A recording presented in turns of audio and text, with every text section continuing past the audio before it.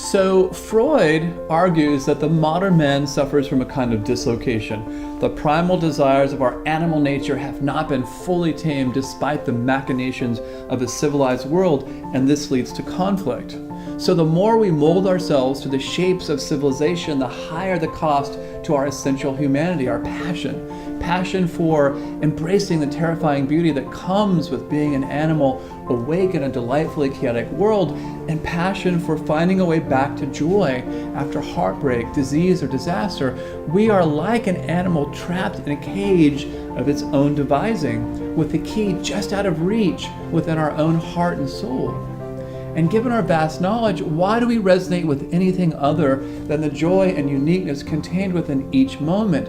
What is it that drives our passion to extinction? In reality, despite abundant resources and technology, we are a conflicted population, anxious and often unfulfilled. We're like the Greek god Saturn devouring his son. We're consuming ourselves in an effort to sublimate our desires out of a fear that we may be subsumed by what we've created. And strangely enough, what we've created, the modern world, is no more or less compelling than it's ever been. Our anxiety stems from having literally ensnared ourselves in the ironic experiment of culture itself. What we didn't bargain for was the way in which the Creator is altered by His creation. Society is a structure actively shaping how we think about being a human, just as we shape it. And so culture is this interesting, symbolic, social, psychological, evolutionary feedback loop against which we posit the passion of living.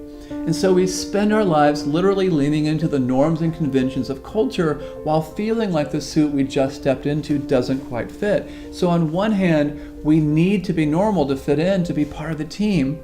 And on the other hand, we are individuals, unique living symbols of a conscious universe. And yet, as Freud made clear, these two realities are often deeply conflicted. So can we resolve Freud's conflicts through the positive thinking model and consumerism prescribed by modern culture? I say no, and my answer is different. I want you to hack into your inner genius with a mental exercise, a question. And the question is, what do you really want? And there shouldn't be an easy answer, right? Because answering the question means suspending the redundancies and responsibilities you believe drain your passion for life. The question should make it clear that the only thing between you and your passion is the creativity of your own mind.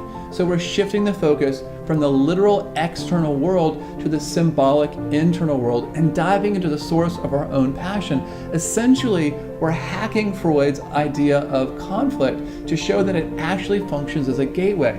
As Mary Oliver would say, to let the soft animal of your body love what it loves. So the primal howl or the delight of living, they were never dimmed by the creation of society. In fact, the opposite is true.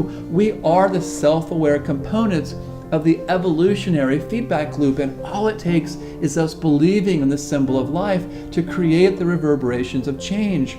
So let's get started. Join us at IFIK.